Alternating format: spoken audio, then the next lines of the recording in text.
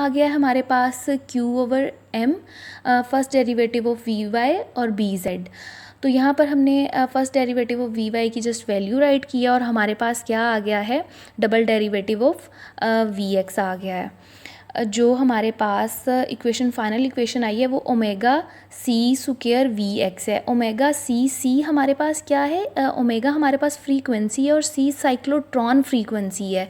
ये वो फ्रीक्वेंसी है जिससे चार्ज पार्टिकल मूव कर रहा है।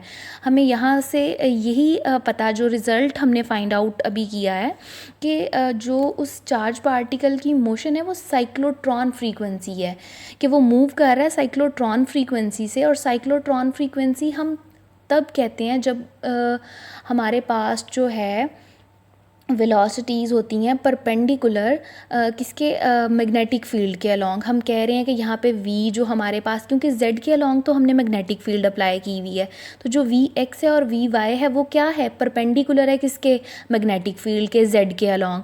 तो आप अब ख़ुद देखें कि अगर हम इस मोशन को देखते हुए चलें तो हमें यहाँ पर ये रिज़ल्ट फाइंड आउट हुआ है कि जो हमारे पास साइक्लोट्रॉन फ्रीक्वेंसी है वो इक्वेशन मिलती जुलती है किससे, सिंपल हार्मोनिक ऑसिलेटर की इक्वेशन से।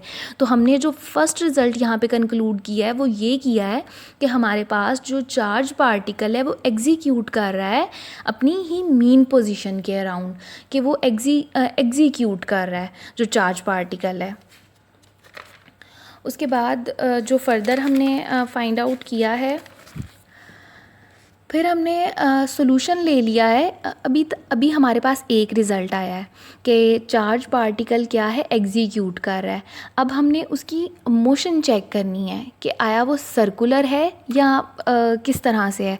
तो यहाँ पर जो हमारे पास सॉल्यूशन है A' इक्वेशन का, ये हमारे पास ये आपको लर्न करना पड़ेगा। ये डायरेक्ट सॉल्यूशन हमारे पास आता है इन इक्वेशंस का।